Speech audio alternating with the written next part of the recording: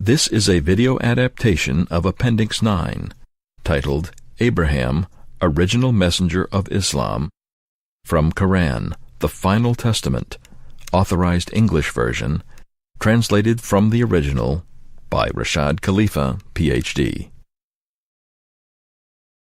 The appendix contains many references to verses from the Quran.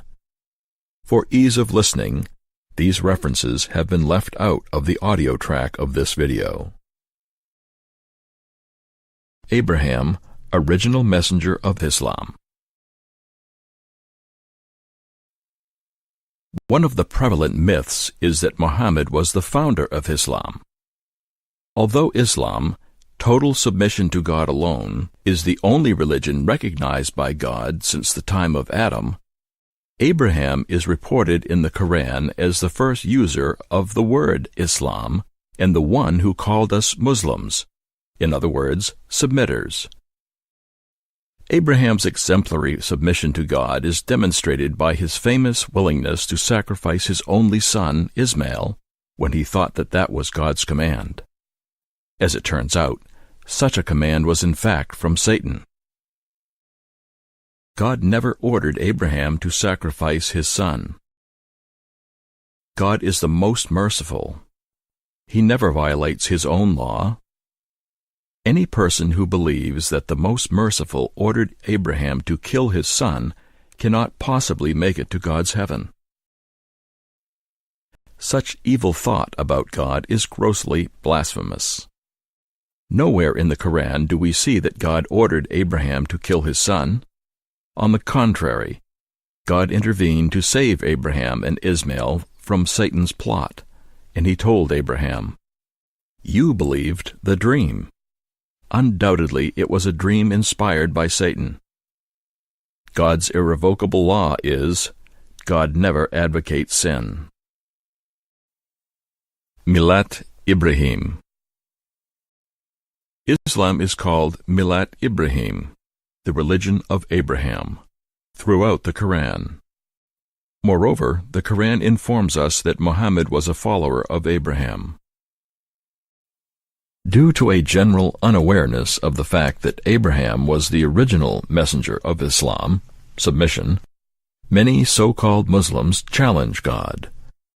If the Quran is complete and fully detailed, as claimed by God, where can we find the number of rakas, units, in each contact prayer, Salat?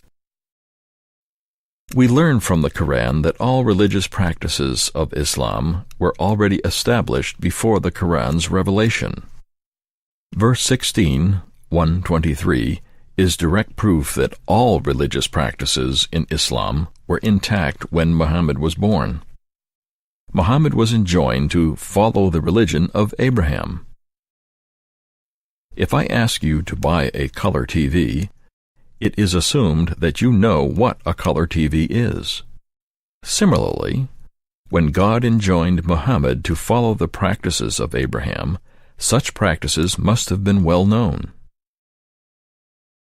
Another proof of divine preservation of the Islamic practices given to Abraham is the universal acceptance of such practices. There is no dispute concerning the number of rakas in all 5 daily prayers. This proves the divine preservation of Salat. The Quran's mathematical code confirms the number of rakas in the 5 prayers, 2, 4, 4, 3, and 4, respectively. The number 24434 is a multiple of 19. The Quran deals only with practices that were distorted. For example, the distorted ablution is restored in 5:6 to its original 4 steps. The tone of voice during the contact prayers, Salat, was distorted. Many Muslims pray silently. This was corrected in the Quran, 17:110. The fasting during Ramadan was modified in the Quran to allow intercourse during the night. Zakat is restored in 6:141.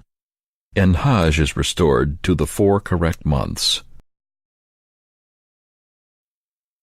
The transcript of this appendix is available at masjidtucson.org in the Quran Appendices section.